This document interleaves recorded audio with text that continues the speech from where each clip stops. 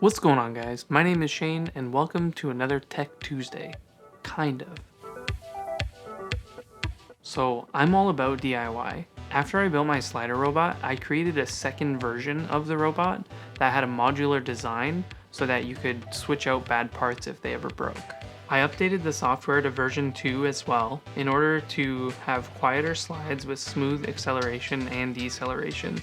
The software also included other bug fixes and improvements. This experience taught me a lot about electronics and programming, so in order to challenge myself, I decided to build a pan tilt head that used screens and buttons in order to control the movements that were timer based. The design was very basic and rudimentary, but in theory it seemed like everything should have worked fine. Basically, the pan tilt head works with stepper motors on the pan tilt axis, as well as a pulley and belt that allows the head to move. It's powered by 2 Arduinos, one for each motor. However, they are synchronized using a start switch on the side. The screens let you see what you're doing.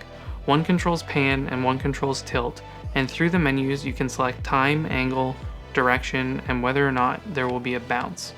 The input method is a D-pad style controller that allows you to navigate through the various menus, as well as set the start position of the motors. It is powered by a 12-volt battery. This system works great, and it does everything that it's supposed to do hardware and software-wise. But here's the issue. The resolution of the motor is too high, and because of this, the movements are too big and the camera picks them up, especially on short movements with long timers. This essentially makes it unusable for video. You can purchase planetary gearboxes for the stepper motors, but they are expensive and untested for my uses. Rather than spending more time or money on a DIY project, I decided to look for a commercial alternative that wouldn't break the bank. I came across Syrp, which was a company that makes motion control products. They have a product on their website called the Genie Mini 2, and it boasts that it is capable of creating silky smooth video. They also sell a bracket that allows you to connect the two of them together and essentially creates a pan and tilt head.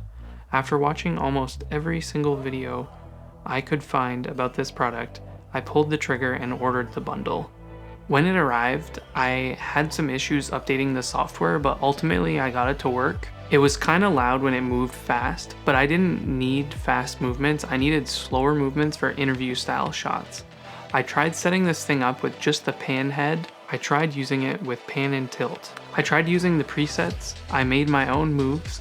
I even ordered 2 new Genie Mini 2s, and I could not get this thing to produce any smooth footage. The only smooth footage I was able to produce was when the unit was moving quite fast, but anything slower than a 20 to 25 second move resulted in some incredibly shaky shots. None of the paid YouTube sponsored posts seemed to have anything negative to say about these products, and I even commented on one of them and asked if they use stabilization, and they said no. Either way, I could not reproduce these shots in real time using normal 30 frames per second footage.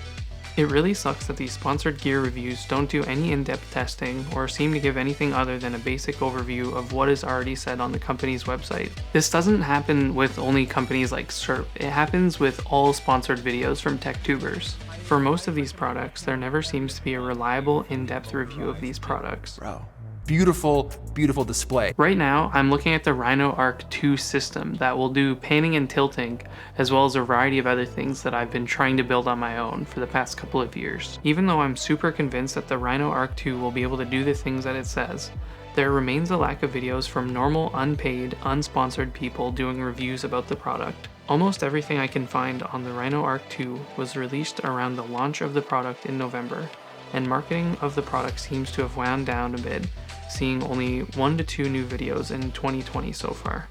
So that's enough of me ranting, but if any companies want to send me anything, I'd be happy to give an honest review.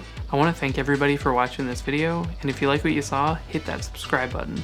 I do these tech videos from time to time, and I also co-host a podcast called Hotline Hangout every other Friday. That's all for me though. See you next time. Peace.